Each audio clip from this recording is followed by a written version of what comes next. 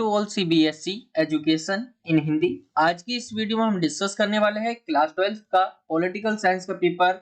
और ये पेपर आपके लिए बहुत ज्यादा इंपॉर्टेंट रहने वाला है एग्जाम के लिए, जो आपका 20 मार्च को पेपर होने वाला है उसके लिए बहुत ज्यादा इंपॉर्टेंट है ये पेपर। इससे पहले हमने ऑलरेडी और पेपर कर रखे हैं, जिन बच्चों ने नहीं देखा हो लिंक आपको मैं डिस्क्रिप्शन में प्रोवाइड करवा दूंगा।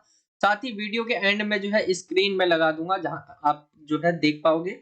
और ये पेपर बात करें पॉलिटिकल साइंस का 80 नंबर का रहेगा। 3 घंटे आपके पास रहेंगे पेपर को पूरा करने के लिए, ठीक है। कुछ इस पैटर्न से आपका पेपर रहता है, आप देख सकते हैं। मैं आपको पूरा पैटर्न दिखा देता हूं कि पेपर किस तरह से आपका रहेगा। बोर्ड का पेपर कुछ इस तरह से आता है आपका। इस वीडियो में जो हम कर रहे हैं सेट 3 कर रहे हैं, इससे पहले हमने और पेपर का रखे हैं सेट 1 सेट 2। आज की इस वीडियो में सेट 3 कर रहे हैं। रोल नंबर लिखना है, जैसे कुछ इस तरह से लिखा रहता है। नोट है आपका इंग्लिश और हिंदी मीडियम में, जिसमें बताया होता है कि आपके टोटल क्वेश्चंस इतने हैं कि नहीं है, आपको देख लेना है। 15 मिनट पहले आपको पेपर दे दिया जाएगा रीडिंग के लिए, पढ़ने के लिए, और 10:30 बजे ही आपको जो है लिखना स्टार्ट करना है। ये चीजें लिखी रहती है। सामान्य निर्देश भी आप सबको पता ही होगा कि टोटल जो क्वेश्चन रहेंगे आपके 30 रहेंगे। 30 क्वेश्चन आपके टोटल रहेंगे पॉलिटिकल साइंस में। 1 से 12 तक जो क्वेश्चन रहेंगे एमसीक्यू वाले रहेंगे। 13 से 18 तक जो क्वेश्चन रहेंगे वो सभी 2 नंबर के होंगे। 19 से 23 तक 4 नंबर के क्वेश्चन। क्वेश्चन नंबर 24, 25 और 26 पैसेज, कार्टून और मानचित्र पर आधारित होंगे। 27 से 30 तक जो क्वेश्चन रहेंगे वो 6 नंबर के होंगे। तो ये चीजें आपको पहले से ही पता होगी, ठीक है। इंग्लिश मीडियम में भी कुछ इस तरह से आप देख सकते हैं। हम पेपर की तरफ आते हैं। ये है आपका पेपर नंबर 4, ठीक है। इससे पहले हमने और भी पेपर डिस्कस कर रखे हैं। यहाँ बात करें सेक्शन जो का है आपका सेक्शन ए, इसके अंदर जो क्वेश्चन रहेंगे एक एक नंबर के 12 मार्क्स का ये रहेगा टोटल आपका। 1 से लेकर 12 तक जो क्वेश्चन रहेंगे ये आपके एमसीक्यू क्वेश्चंस रहेंगे, ठीक है। तो इसको आप ध्यान से देखें। सबसे पहला क्वेश्चन पूछा गया दक्षिण कोरिया के बारे में। दक्षिण कोरिया की राजधानी क्या है? तो दक्षिण कोरिया आपको मैप में सबसे पहले पता होना चाहिए।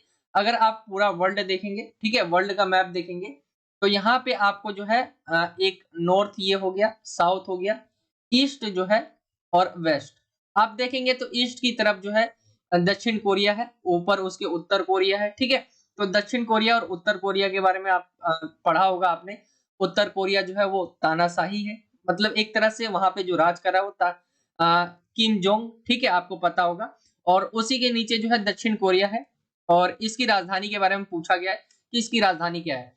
बीजिंग, बीजिंग चीन की राजधानी है। क्योटो, क्योटो क्या है? एक जापान में स्थित एक जगह है, क्षेत्र है जो है, और ये एक द्वीप पर स्थित है, होशु द्वीप। आपने पढ़ा होगा 11th में होशु द्वीप के बारे में। सियोल जो है ये इसकी राजधानी है। राइट आंसर आपका ऑप्शन जो ग है वो सही हो जाएगा। ढाका बांग्लादेश की राजधानी है, तो ये आपके नहीं होंगे। राइट आंसर जो निकल कर आ जाएगा ऑप्शन ग, सियोल जो है दक्षिण कोरिया की राजधानी है। इंग्लिश मीडियम में आप इसे कुछ इस तरह से देखेंगे, the capital of South Korea is जो Seoul. Right answer option C जो है ये हो जाएगा। हम आते हैं दूसरे क्वेश्चन की तरफ। दूसरा क्वेश्चन है आपका सोवियत संघ के बारे में बोला गया है। सोवियत संघ का विघटन कब हुआ? तो ये होता है 1991 में। राइट आंसर निकल कर आ जाएगा आपका ऑप्शन जो है घ में देखेंगे आप, ये राइट हो जाएगा। जब सोवियत संघ का विघटन हो जाता, आपको पता है कि टाइमिंग जो आपका द्वितीय विश्व युद्ध हुआ था, सेकंड जो वर्ल्ड वॉर हुआ था, उसके बाद जो है उसके बाद आपका शीत युद्ध स्टार्ट हो गया था, ठीक है। कोल्ड वॉर जो है स्टार्ट हो गया था, कोल्ड वॉर। फिर इसके बाद जो है कोल्ड वॉर में जो है, कोल्ड वॉर होता कब है स्टार्ट? तो वो हो जाता है 1945 से, जब आपका द्वितीय विश्व युद्ध खत्म होता है। फिर 1945 से लेकर 1991 तक जो है सोवियत संघ और अमेरिका, ठीक है। आज का जो रूस है वो सोवियत संघ हुआ करता था। बाद में ये 15 गणराज्य में अलग अलग टूट जाता है, उस समय सोवियत संघ था ये। तो इनके बीच चलता है, अमेरिका और सोवियत संघ के बीच कोल्ड वॉर, ठीक है। इसमें युद्ध नहीं होता बल्कि युद्ध की पूरी आशंका रहती है। तो ये रहता है 1991 में जाके सोवियत संघ टूट जाता है, जो कि 15 गणराज्यों में बढ़ जाता है। इंग्लिश मीडियम में आप यहाँ पे देख सकते हैं। राइट आंसर निकल कर आ जाएगा आपका ऑप्शन डी। हम आते हैं नेक्स्ट क्वेश्चन की तरफ। पूछा गया है WHO की स्थापना जो है किस वर्ष होती है? तो हु की स्थापना कब होती है? तो वो हो जाता है आपका 1948 में। ऑप्शन जो ख है वो सही हो जाएगा। 1945 में तो आपका यूएनओ बनता है, ठीक है। यूएनओ की स्थापना होती है। 1950 की बात करें तो यहाँ पे हमारा जो है योजना आयोग के बारे में आपने पढ़ा होगा। योजना आयोग जो है इस समय ही लाया जाता है, बनाया जाता है। 1960 के बारे में यहाँ पे ज्यादा कुछ नहीं है। राइट आंसर जो निकल कर आ जाएगा आपका 1948। ठीक है, WHO की स्थापना होती है, क्या है ये? World Health Organization. पूरे जो पूरा वर्ल्ड है उसके अंदर हेल्थ संबंधी चीजें देखता है, क्या चीज सही है मानव स्वास्थ्य के लिए। आप इसकी वेबसाइट पे भी जा सकते हैं, बहुत सारी चीजें इन्होंने बताई हुई है। जैसे अभी कोविड का समय चला था तो यही सारी चीज कर रहे थे, किस तरह से कोविड से निपटना है, जो जो इंस्ट्रक्शंस होते हैं यही बताते हैं। ठीक है, आगे देखते हैं क्वेश्चन नंबर, इसी को अगर आप इंग्लिश मीडियम में देखेंगे तीसरे को, in which year WHO was established, तो 1948 राइट आंसर निकल कर आ जाएगा। ऑप्शन जो निकल कर आएगा वो बी आ जाएगा। आगे हम आते हैं अगले क्वेश्चन की तरफ। क्वेश्चन नंबर 4 है, निम्नलिखित घटनाओं का जो है काल क्रमानुसार से संबंधित सही विकल्प का चयन करना है आपको। दूसरा आम चुनाव, वीवी गिरी भारत का जो है राष्ट्रपति निर्वाचित होना। चौथा आम चुनाव, कांग्रेस आरसीपीआई गठबंधन ने आम चुनाव में कई सीटें जीती। तो ये डेट होता कब कब है, फिर अगर आपको डेट पता है आप तभी जो है इसका आंसर निकाल पाएंगे। ठीक है, तो सबसे पहले मैं आपको ये बता देता हूँ कि ये जो है होता कब कब है। जैसे दूसरा आम चुनाव कब होता है, ये होता है 1957 में। ठीक है, वीवी गिरी जो है भारत का राष्ट्रपति निर्वाचित कब होते हैं, तो वो हो जाता है आपका राइट आंसर जो है 1969 में। ठीक है, 1969 में हो जाते हैं। चौथा आम चुनाव जो होता है वो होता है आपका 1967 में, और जो है ये कांग्रेस आरसीपीआई गठबंधन ने आम चुनाव में कई सीटें जीती, तो ये जो होता है राइट आंसर 2004 आ जाएगा। तो आपको लाइन से लगा लेना है। सबसे पहले आप तीसरा तीसरा आप अगर ऑप्शन देखें, इसमें अगर ऑप्शन देखें 1957, सबसे पहला तो आपका दूसरा आम चुनाव आएगा। तो पहला का पहला, ठीक है, यहाँ पे है, और आपका ऑप्शन जो घ है यहाँ पर है। आप देखेंगे सबसे पहला जो है यहाँ पे दो ऑप्शन आपके सही लग रहे, बाकी ये कट गए। अब हम आगे की तरफ बढ़ेंगे, आगे देखेंगे वीवी गिरी का भारत का राष्ट्रपति निर्वाचित होना, ये 69 में हुआ था। इससे कम में क्या हुआ था, चौथा आम चुनाव। तो उसके बाद का जो है आगे तीसरा दिया हुआ है, तो यहाँ पे देखेंगे ऑप्शन जो का है वही सही हो जाएगा, तीसरा दिया हुआ है, बाकी ये गलत हो जाएगा। ठीक है, ये गलत हो जाएगा क्योंकि इन्होंने दूसरा दिया हुआ है। दूसरा जो था वीवी गिरी, ये तो 1969 में जो है भारत के राष्ट्रपति जो है निर्वाचित हुए थे। तो कुछ इस तरह से आपको जो है जो घटनाएं है उसको तिथि के हिसाब से लगाने के लिए कहा जाएगा। ठीक है, आगे हम बढ़े अगले क्वेश्चन की तरफ। इसको आप इंग्लिश मीडियम में कुछ इस तरह से देख सकते हैं, डेट वाइज जो है आपको लगाना था। तो राइट आंसर निकलकर जो आ जाएगा इसका ऑप्शन जो ए है वो आ जाएगा। अब हम आते हैं क्वेश्चन नंबर 5 और 6 के लिए, यहाँ पे निर्देश दिए हुए कथन और कारण वाला। ठीक है, स्टेटमेंट एंड रीजन वाला आपका क्वेश्चन है, इंग्लिश मीडियम में आप कुछ इस तरह से देख सकते हैं। हम बढ़ते हैं क्वेश्चन की तरफ। क्वेश्चन बोला गया है, यानी कथन जो बोला गया है क्या है, वैश्वीकरण एक पूंजीवादी प्रक्रिया है जिसका सर्व प्रमुख एवं अंतिम उद्देश्य पूंजीवाद को बढ़ावा देना है। ठीक है, आगे देखें हम कारण क्या है, वैश्वीकरण से सभी को लाभ होता है, चाहे वे विकसित हो या विकासशील या अल्प विकसित देश। ठीक है, इसका आप मुझे आंसर जो है कमेंट में बताइए क्या निकल कर आएगा।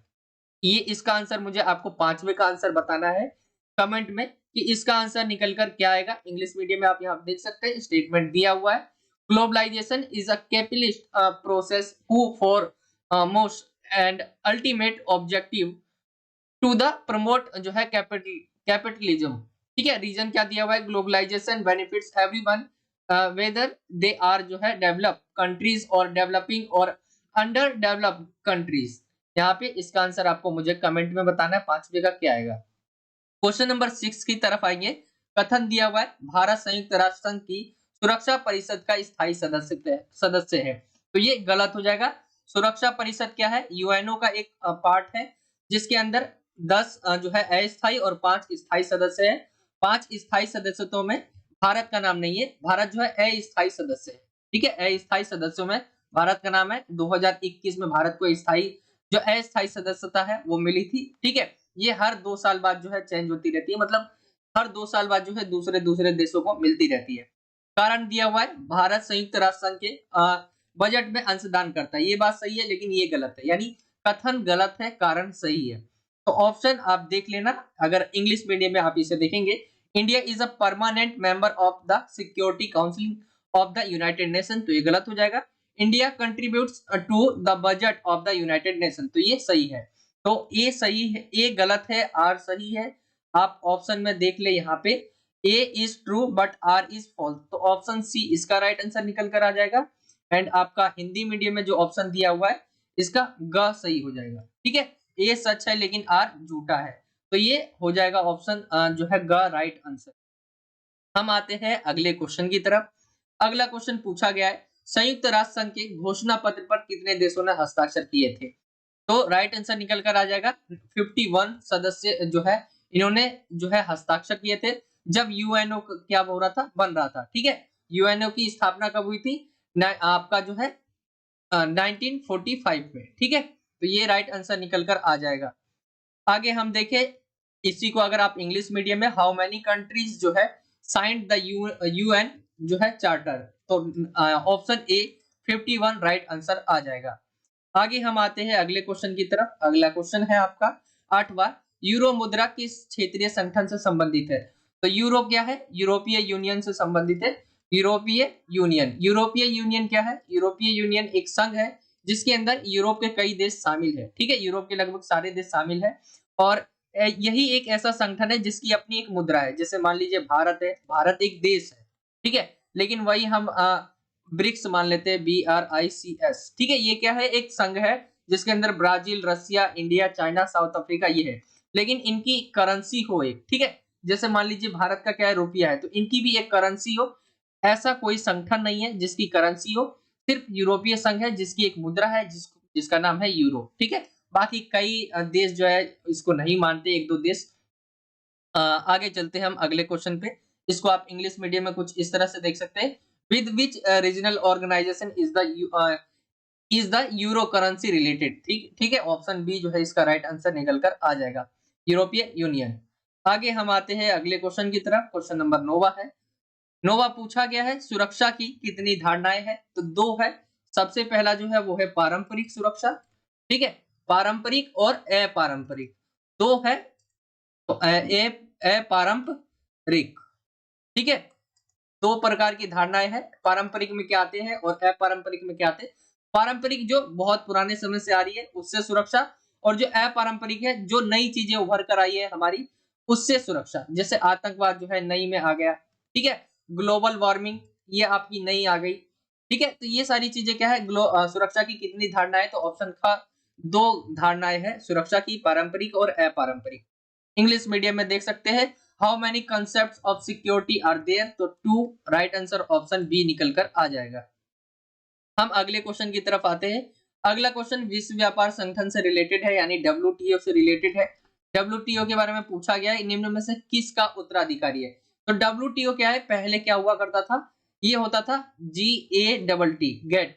ठीक है, ये हुआ करता था general agreement on Trade and tariff. ठीक है, इसकी फुल फॉर्म यहाँ पे, ये किसका उत्तराधिकारी है? WTO, गेट का। तो राइट आंसर आप यहाँ पे देखेंगे general agreement on Trade and Tariff, option जो ख है वो सही हो जाएगा। इसकी अगर स्थापना की बात करें गेट की, तो वो 1947 में हुआ था एंड जो है बाद में ये 1995 में जाकर जो है ये WTO में कन्वर्ट हो गया। ठीक है, इसको आप इंग्लिश मीडियम में देख सकते हैं, World Trade Organization is the successor of the which of the following. ठीक है, तो option B General Agreement and on Trade and Tariff, option जो बी है वो राइट आंसर निकल कर आ जाएगा। अगले क्वेश्चन की तरफ आएंगे। अगला क्वेश्चन है आपका क्वेश्चन नंबर 11वां, निम्नलिखित में विश्व की साझी विरासत के विषय में कौन सा कथन सही है? तो धरती का वायुमंडल हो गया, अंटार्कटिका, समुद्री सतह और बाहरी अंतरिक्ष को विश्व की साझी विरासत माना जाता है। साझी विरासत क्या है? जिसपे किसी एक का हुक्म नहीं है या राज नहीं है, बल्कि सभी का अधिकार है इस पे। तो ये सही हो जाएगा, विश्व की साझी विरासत किसी राज्य के संप्रभु क्षेत्राधिकार में नहीं आते, तो ये भी सही हो जाएगा। आगे देखते हैं हम, तीसरा बोला गया पॉइंट, विश्व की साझी विरासत के प्रबंधन के सवाल में उत्तरी और दक्षिणी देशों के बीच मतभेद है एंड उत्तरी गोलार्ध के देश विश्व की साझी विरासत को बचाने के लिए दक्षिणी गोलार्ध के देशों से अधिक चिंतित है। तो ऊपर के जो 3 है वो सही हो जाएंगे, ये गलत हो जाएगा। तो आपको ढूंढना है इसमें ऊपर के 3, यानी 1 2 3 सही है, चौथा गलत है। ठीक है, तो यहाँ पे देखेंगे आपका जो ऑप्शन है वो घ राइट निकल कर आ जाएगा। 1 2 और 3 यहाँ पे तीनों सही बताए हुए हैं। इंग्लिश मीडियम में देख सकते हैं, विच of the following statement about the common heritage of the world is correct. ठीक है, वर्ल्ड इज करेक्ट, तो राइट आंसर आपका ऑप्शन डी, जैसे मैंने आपको हिंदी में बताया, ऑप्शन घ ये डी सही हो जाएगा। ठीक है, ये हो गया क्वेश्चन। आगे हम आते हैं अगले क्वेश्चन पे। क्वेश्चन नंबर 12 जो है आपका मिलान से रिलेटेड मैच करना है आपको। शॉक थेरेपी क्या है? रूस, बोरिस एल्सिन या वार्सा पैक्ट। ठीक है, तो ऐसे आपको जैसे कोई आपको मिलान ना है तो सबसे पहले रूस, जैसे रूस क्या है? तो रूस देखिए हम सोवियत संघ का उत्तराधिकारी है, जो चीज हमें याद है इससे मिला लेते हैं। बोरिस एल्सिन ये क्या है? रूस के राष्ट्रपति।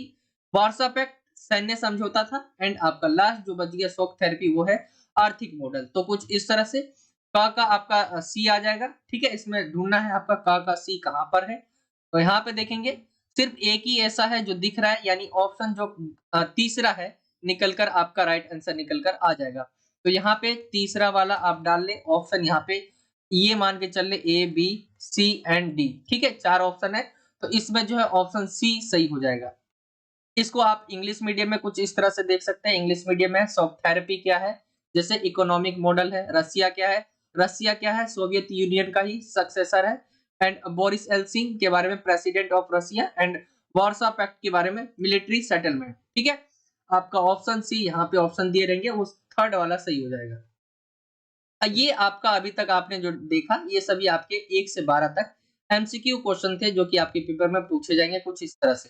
ठीक है, हम आते हैं अब अगले सेक्शन की तरफ, सेक्शन का यानी सेक्शन बी। इसके अंदर जो क्वेश्चन पूछे जाएंगे वो 2-2 नंबर के 6 क्वेश्चन होंगे, यानी आपके 12 नंबर के क्वेश्चन पूछे जाएंगे इसमें। सबसे पहले क्वेश्चन की तरफ आए, शॉक थेरेपी क्या है और इसका संबंध किस देश से है? तो शॉक थेरेपी क्या है? उपचार, पहले आघात पहुंचाकर उपचार करना। ये क्या था? एक समाजवादी अर्थव्यवस्था से पूंजीवादी अर्थव्यवस्था की ओर संक्रमणीय होना। ये आईएमएफ और विश्व बैंक के दिशा निर्देश द्वारा है। इसका संबंध किससे है? सोवियत संघ से है। तो आपको पता होगा जब शीत युद्ध चल रहा था उसके बाद जब सोवियत संघ का विघटन हो गया तब इन्होंने जो है शॉक थेरेपी जो है अपनाया सोवियत संघ ने। ठीक है, जो रूस बन गया, सोवियत संघ ने ये अपनाया। तो इससे क्या हुआ? बहुत सारी इनको प्रॉब्लम फेस करनी पड़ी। ये था क्या? तो समाजवादी जो अर्थव्यवस्था इन्होंने अपना रखी थी उससे हटकर ये पूंजीवादी अर्थव्यवस्था अपना रहे थे, जिससे इसे ही शॉक थेरेपी कहा जाता है। और इसका संबंध जो है सोवियत संघ से है। आज के समय रूस है जो। इंग्लिश मीडियम में आप देख सकते हैं what is shock therapy, it is related to which country. तो ये आपका राइट आंसर यहाँ पे आप देख सकते हैं इंग्लिश मीडियम में। ठीक है, आप इंग्लिश मीडियम में पढ़ सकते हैं। आगे हम आते हैं नेक्स्ट क्वेश्चन की तरफ। क्वेश्चन नंबर आपका जो है 14वां है। सॉरी, यहाँ पे जो है क्वेश्चन नंबर ये 13वां। ठीक है, ठीक है, ठीक है। आगे बढ़ते हैं हम क्वेश्चन नंबर 14 की तरफ। क्वेश्चन नंबर 14 हैदराबाद के बारे में पूछा गया है कि किस प्रकार भारतीय संघ में शामिल किया गया। देखिए, जो पहले की समय बात करें जब भारत को आजादी मिली तो उसके बाद जो है ब्रिटिश चले गए तो उन्होंने 3 शर्तें रखी थी। 3 चीजें थी। जो देश अलग होना चाहते हैं यानी राष्ट्र बनना। ठीक है, राष्ट्र बन सकते हैं, पाकिस्तान में मिल सकते हैं। ठीक है, पाकिस्तान में एंड आपका जो है भारत में। तो ये 3 थी जो भारत के जो है अंदर आप देखेंगे 565 रियासतें थी, उनमें इनके सामने ये ऑप्शन था। तो अलग राष्ट्र भी बन सकते थे, पाकिस्तान में जा सकते थे या भारत में शामिल हो सकते थे। तो हैदराबाद जो था वो वहां का जो है वहां का जो राजा हुआ करता था वहां पे उनको निजाम कहते थे। ठीक है, हैदराबाद का निजाम अपनी रियासत को क्या करना चाहता था? वो स्वतंत्र जो है अपना एक अलग राष्ट्र बनाना चाहता था। ठीक है, और उन्होंने क्या है भारत के साथ 1 वर्ष के लिए समझौता किया। लेकिन इस दौरान क्या होता है तेलंगाना के किसान, महिलाएं और कम्युनिस्ट निजाम के विरुद्ध जो है वो हो जाते हैं और उन्होंने क्या है वो जो है आंदोलन छेड़ देते हैं। फिर निजाम करता क्या? आंदोलन को दबाने के लिए क्या है अपने जो है वो वहां पे सैनिक कह लो आप, वहां पे उनके जो भी रजाकारों है उनको भेज देता है, जिन्होंने वहां लूटपाट बहुत मचाई, वहां पे बहुत जुल्म किए उन्होंने। फिर जो है भारत की जो सेना है, ठीक है, तब सितंबर 1948 में निजाम की सेना को जो है काबू में करने के लिए भारतीय सेना के हस्तक्षेप किया। भारतीय सेना ने जो है हस्तक्षेप किया। फिर उसके बाद भारत का जो है जो हैदराबाद है उसको भारत में मिला लिया गया और इस तरह से वो भारत में विलय हो जाता है। इंग्लिश मीडियम में देख सकते हैं हाउ हैदराबाद जो है was included in the Indian union. ठीक है, तो यहाँ पे स्टोरी पूरी लिखी हुई है किस तरह से जो है राष्ट्र वो अपना अलग बनाना चाहता था, इंडिपेंडेंट होना चाहता था। लेकिन फिर वहां के जो लोग हैं, वहां के पीपल्स है, फार्मर है, वुमेन्स है एंड कम्युनिस्ट जो है पीपल्स थे, उन्होंने जो है इस वहां पर आंदोलन स्टार्ट किया। एंड उसके बाद जो है वहां पे उन्होंने जो है निजाम है उसने अपने रजाकार सैंड किए। उन्होंने बहुत सारे जो है लूटे मचाई। उसके बाद इंडियन आर्मी गई। ठीक है, उसके बाद जो है उन्होंने सरेंडर किया, फिर उसको पार्ट बनाया इंडिया का। आप यहाँ पे इंग्लिश मीडियम क्वेश्चन नंबर 15 की तरफ आएंगे। क्वेश्चन नंबर 15 पूछा गया है, भारत में एक दलीय व्यवस्था कांग्रेस की प्रभुत्व की कोई दो प्रमुख कारण लिखना है। आप देखेंगे जब से हमारा भारत आजाद हुआ 1947, उससे लेकर आप देखें तो बहुत समय तक क्या था कि एक कांग्रेस की जो है सरकार बनी रही, ठीक है, लगातार लगातार शुरुआत में बनती रही, धीरे धीरे कम हो गई, लेकिन इसकी अगर देखें तो हम शुरुआत से लेकर बहुत समय तक जो है इसकी सरकार बनी रही कांग्रेस की। उसके क्या रीजन थे? तो भारत में एक दलीय व्यवस्था कांग्रेस के प्रभुत्व का मुख्य कारण उस दल का स्वाधीनता संग्राम से जुड़ा होना था। यानी स्वाधीनता संग्राम यानी आजादी दिलाने से जुड़ा हुआ था इनमें। तो इस तरह से जो है लोग इन्हीं को वोट देते थे एक तरह से। एक तो ये दल में कई लोकप्रिय नेता थे जिससे जो है इन्हीं को बार बार चुना जाता था, इन्हीं को बार बार जिताया जाता था। दल एक सुसंगठित दल था जिसका नेटवर्क समूचे देश में स्थानीय स्तर पर फैला हुआ था। ये चीजें आप डाल सकते हैं, और साथ ही साथ डाल सकते हैं कि कांग्रेस के अलावा और कोई पार्टी भी नहीं थी उस समय, ठीक है। अगर शुरुआत की हम बात करें तो ये सभी जो पार्टी आप देखते हैं अलग अलग, ये सभी किससे निकली है?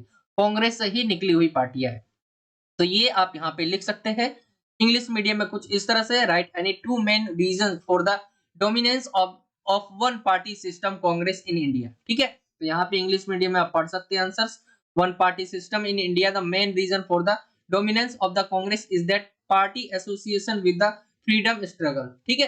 फ्रीडम स्ट्रगल में इन्होंने इंपॉर्टेंट रोल जो है निभाया। There were many popular leader in the party, यहाँ पे आप लिख सकते हैं the party was a well organized party whose network was spread across the country at the local level, ठीक है। तो ये आप लिख सकते हैं। हम आते हैं अगले क्वेश्चन की तरफ। क्वेश्चन नंबर 16 है, 1975 में जो आपातकाल लगाया गया उसके क्या क्या हमें सबक मिले? तो उस समय जो है हमारे अधिकार जो थे, मौलिक अधिकार, उसको भी प्रभावित हुए थे, वो भी प्रभावित हुए थे, उस पर भी रोक लगा दिया गया था। तो जनता अपने अधिकारों के प्रति क्या हो गई? जागरूक हो गई। एक तो ये आप लिख सकते हैं। संविधान के जो आपातकाल वाले प्रावधान थे उसमें परिवर्तन की आवश्यकता ज्ञात हुई, यानी आपातकाल लगाया गया तो पता चला कि भाई आपातकाल में होता क्या है, फिर हमने संविधान में संशोधन किए, यानी संविधान में परिवर्तन किए हमने। ये आप लिख सकते हैं। इंग्लिश मीडियम में यहाँ कुछ इस तरह से है, right any to lesson learn from the emergency of 1975, people become aware of their rights and change the need for change in the emergency provision of the constitution was known. तो ये आप लिख सकते हैं। अगले क्वेश्चन पे आएंगे हम। राम मनोहर लोहिया के समाजवाद की किन्हीं दो विशेषताओं को लिखना है। तो भोजन एवं शरण के रूप में आर्थिक उद्देश्य से इनका एक ये दो विशेषताएं में पूछी गई है। एक आपका लोकतंत्र एवं स्वतंत्रता के रूप में गैर आर्थिक उद्देश्य। तो ये चीजें आप लिख सकते हैं। बाकी ये भी पढ़ सकते हैं। राम मनोहर लोहिया भारतीय समाज में पूंजीवाद तथा साम्यवाद दोनों को ही समान रूप से अप्रासंगिक मानते थे। उनके लोकतांत्रिक समाजवाद के दो सिद्धांत थे जो कि मैंने आपको बता दिए। इंग्लिश मीडियम में आप देख सकते हैं, write any two feature of socialism of Ram Manohar Lohia, ठीक है। कुछ इस तरह से आप पढ़ सकते हैं। यहाँ पे ये हो जाएगा इंग्लिश मीडियम में। एंड आपका लास्ट क्वेश्चन रहता है इस सेक्शन में, संयुक्त राष्ट्र संघ के किन्हीं 4 अंगों के नाम लिखना है।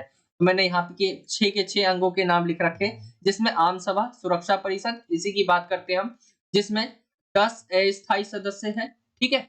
10 अस्थायी सदस्य और 5 जो है वो स्थायी सदस्य है। स्थायी सदस्य में कौन कौन है? फ्रांस हो गया, ब्रिटेन हो गया, अमेरिका, चीन, रसिया, ठीक है, ये आ जाते हैं। और अंतरराष्ट्रीय न्यायालय भी है, सचिवालय भी है, आर्थिक और सामाजिक परिषद भी है, और न्यायिकता परिषद है। तो इनके 4 बोले गए थे, मैंने आपको 6 के 6 नाम दिखा दिए हैं यहाँ पे। इंग्लिश मीडियम में आप देख सकते हैं, right the name of any 4 organs of the United nation. United nation जो है यूएनओ, इसके कई पार्ट है, उसमें से आपको 4 पार्टों के 4 चीजों के नाम लिखने। तो यहाँ 6 के 6 मैंने आपको नाम लिख रखे। जनरल असेंबली हो गया, सिक्योरिटी काउंसिलिंग हो गया, इंटरनेशनल कोर्ट ऑफ जस्टिस हो गया, ठीक है। ये चीजें आपकी 6 के 6 लिखी हुई है। अब यहाँ से स्टार्ट हो जाता है आपका सेक्शन सी, जो कि रहेगा आपका 20 नंबर का, ठीक है। यानी 4 into 5, 5 क्वेश्चन रहेंगे 4 नंबर के, यानी 20 नंबर का टोटल आपका ये सेक्शन रहेगा। और इसके क्वेश्चन की तरफ आए हम, तो क्वेश्चन 19वां पूछा गया है, भारतीय जनता पार्टी के जो है अभ्युदय पर जो है टिप्पणी करना है। किस प्रकार से उदय हुआ, आगे के बारे में आपको बताना है। तो भारतीय जनता पार्टी, ठीक है, बीजेपी के बारे में आपको एक्सप्लेन करना है। तो 1980 में इसका गठन किया गया था।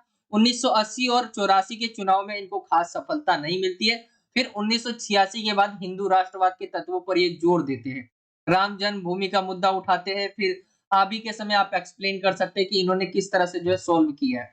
ठीक है, 1996 में लोकसभा में सबसे बड़ी पार्टी जो है ये बनते हैं। फिर 1998 से 2004 तक जो है भाजपा के नेतृत्व वाले गठबंधन की सरकार जो है, और फिर 2014 से भाजपा के नेतृत्व वाले गठबंधन की सरकार। यहाँ पे एक्सप्लेन कर सकते हैं।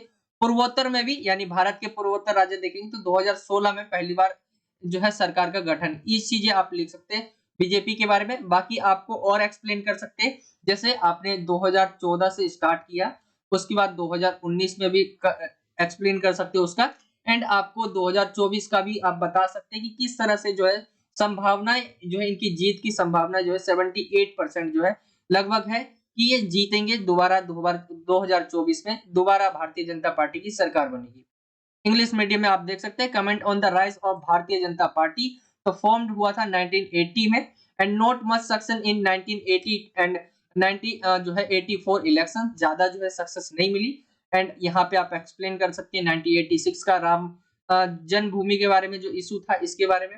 ठीक है, बाकी ये आप बहुत सारे काम इनके यहाँ पे लिख सकते हैं, जैसे जम्मू कश्मीर के बारे में लिख सकते हैं कि किस तरह से जो स्पेशल स्टेटस था जम्मू कश्मीर का वो हटा दिया गया।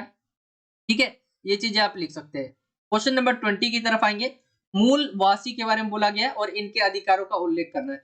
मूलवासी होते कौन है? मूलवासी वो है जो एक जमीन है यहाँ पर जो है बहुत पुराने समय से रहते हुए आ रहे हैं। ठीक है, संयुक्त राष्ट्र संघ ने जो है 1982 में ऐसे लोगों को मूलवासी बताया जो मौजूदा देश में बहुत दिनों से रहते चले आ रहे तथा बाद में दूसरी संस्कृति ने उन्हें अपनी अधीन बना लिया।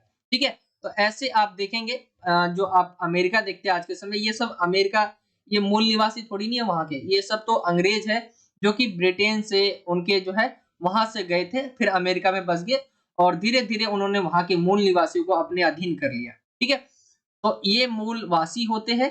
आप भारत में देखिए जो मूलवासी है, हम मूलवासी यूज नहीं करते, हम करते आदिवासी शब्द का यूज। ठीक है, आपने पढ़ा होगा आदिवासी जो है उसके बारे में हम यूज करते हैं। इनके अधिकारों को हमेशा राष्ट्रीय और अंतर्राष्ट्रीय स्तर पर जो है अनदेखा किया जाता है, ये सच बात है। और इसी वजह से जो है 1975 में विश्व स्तर पर जो है स्वदेशी परिषद जो है उसकी स्थापना हुई। फिर इस विदेशी जातियों के बहुत से आंदोलन उनकी जरूरतों और उनके विपरीत वैश्वीकरण के कुप्रभाव को प्रदर्शित करते हैं। तो ये मूलवासी के बारे में, जिन्हें हम आदिवासी कहते हैं इंडिया में। इंग्लिश मीडियम में पढ़ सकते हैं who is the native mention their rights. तो यहाँ पे आपका पूरा नेटिव के बारे में बताया गया कौन होते हैं और राइट क्या क्या है उनके। ठीक है, आगे हम देखें क्वेश्चन नंबर 21 की तरफ। क्वेश्चन नंबर 21 है एमनेस्टी इंटरनेशनल के बारे में पूछा गया है। इसके किन्हीं दो कार्यों के बारे में आपको बताना है। तो एमनेस्टी इंटरनेशनल है क्या? एक स्वयंसेवी संगठन है जो कि मानव के अधिकार है उसकी जो रक्षा करती है, यानी देखेंगे पूरे वर्ल्ड में। ठीक है, पूरा अगर हम वर्ल्ड देखें तो यहाँ पे ये कार्य करती है कि मानव अधिकारों की रक्षा कहाँ पर हो रही है, कहाँ पे जो है मानव अधिकारों की रक्षा नहीं हो रही है, ये सारी चीजों पर नजर जो रखते हैं एमनेस्टी इंटरनेशनल। रैंकिंग भी देते हैं ये देशों को, कितनी रैंकिंग है, कहाँ पर क्या है। ठीक है, तो यह है पूरे विश्व में मानव अधिकारों की रक्षा के लिए अभियान चलाता है। इनकी वेबसाइट पे देखेंगे आप, ये जो है ऑनलाइन के थ्रू या डिजिटल माध्यम से भी जो है ये प्रचार करते हैं या जागरूक करते हैं लोगों को अधिकारों की रक्षा के लिए। ठीक है, ये संगठन मानव अधिकारों से जुड़ी जो रिपोर्ट रहती है उसको तैयार करते हैं और प्रकाशित करते हैं। मानव अधिकारों से संबंधित अनुसंधान और तरफदारी में महत्वपूर्ण भूमिका निभाती है ये। तो ये एमनेस्टी इंटरनेशनल है। इंग्लिश मीडियम में आप पढ़ सकते हैं what is amnesty international, mention any two of its जो है फंक्शंस। ठीक है, तो यहाँ पे मैंने 4 पॉइंट लिख रखे, आप यहाँ पे पढ़ सकते हैं। एमनेस्टी इंटरनेशनल इज अ जो है वॉलंटरी ऑर्गेनाइजेशन। ठीक है, campaigns to protect human right around the world. यहाँ पे द ऑर्गेनाइजेशन जो है प्रिपेयर्स एंड जो है publishes report related to human rights. ठीक है, ये आप पॉइंट्स लिख सकते हैं। आगे हम आएंगे क्वेश्चन नंबर 22 की तरफ। क्वेश्चन नंबर 22 है सुरक्षा परिषद के बारे में पूछा गया है कि स्थायी सदस्यता के लिए भारत के दावे के पक्ष में आपको 4 तर्क देने हैं। देखिए, भारत जो है स्थायी सदस्य का जो है मेंबर बनने के लिए पूरी तरह से जो है वो मतलब एलिजिबल है। ठीक है, आपको बताना है पक्ष में 4 तर्क देने हैं। वैसे तो यहाँ पे अगर हम देखें तो वैसे भी कोई फायदा है नहीं, भारत जो है बहुत ज्यादा इसको ऊपर उठाता है लेकिन पूरा जो वर्ल्ड है वो इसको ज्यादा ले नहीं रहा है। ये क्या हो रहा है, भारत बहुत समय से जो है इसकी कोशिश कर रहा है, बट स्थायी सदस्यता मिल नहीं रही है भारत को। अगर हम देखें भारत जो है दुनिया का सबसे बड़ा लोकतांत्रिक देश है यहाँ पे, ठीक है। भारत में दुनिया का सबसे बड़ा लोकतंत्र है। भारत की दुनिया का सबसे अधिक आबादी वाला देश है, जिसमें दुनिया की आबादी का लगभग 5वां हिस्सा रहता है। भारत में शांति प्रयासों में संयुक्त राष्ट्र की भूमिका में सभी पहलुओं में सक्रिय जो है भाग लेता है। एंड संयुक्त राष्ट्र संघ में भारत का नियमित वित्तीय योगदान रहा है। तो ये रीजन है, और साथ ही साथ इसके जो भी क्राइटेरिया है वो भारत सभी को पूरा करता है। फिर भी अभी तक जो है भारत को स्थायी सदस्यता नहीं दी जा रही है। इसमें एक बस चीन है जो बार-बार रोक लगा रहा है, ठीक है, अपना वीटो का यूज कर रहा है, जिससे भारत को नहीं मिल रहा है। यहाँ पे आप देख सकते हैं इंग्लिश मीडियम में, राइट फोर जो है arguments in favour of India's claim for permanent membership in the security counselling, ठीक है। तो यहाँ पे आप 4 जो पॉइंट है यहाँ पे देख सकते हैं, जो है लार्जेस्ट डेमोक्रेसी है, ठीक है, मोस्ट पॉपुलस कंट्री है इन द वर्ल्ड, यहाँ पे हम लिख सकते हैं। यहाँ पे जो है peace keeping effort in India, ठीक है, ये करते हैं। और जो है फाइनेंशियल जो कंट्रीब्यूशन रहता है इंडिया वो भी करता रहता है यूएनओ में। तो ये चीजें आप लिख सकते हैं। आगे हम आएंगे क्वेश्चन नंबर 23 की तरफ। योजना आयोग और नीति आयोग में अंतर स्पष्ट करने के लिए बोला गया है। तो ये आपका जो है लास्ट क्वेश्चन है। नीति आयोग और योजना आयोग के बारे में अगर हम डिस्कस करें तो योजना आयोग को जो फॉर्म किया गया था 1950 में, एंड जो है नीति आयोग जो है उसको किया गया था 2015 में, ठीक है, 1 जनवरी 2015 में इसको लाया गया प्रधानमंत्री मोदी जी द्वारा। नीति आयोग की बात करें तो ये एक सलाहकार संस्था के रूप में कार्य करता है और केंद्रीय और राज्य सरकारों को वित्तीय संस्थान जो संसाधन है वो बांटता है, आवंटित करने की शक्ति को वित्त मंत्रालय के पास ही है। लेकिन अगर हम देखें योजना आयोग तो वो क्या है, केंद्रीय और केंद्रीय सरकार और राज्य सरकार को क्या है वित्तीय आवंटन करता था।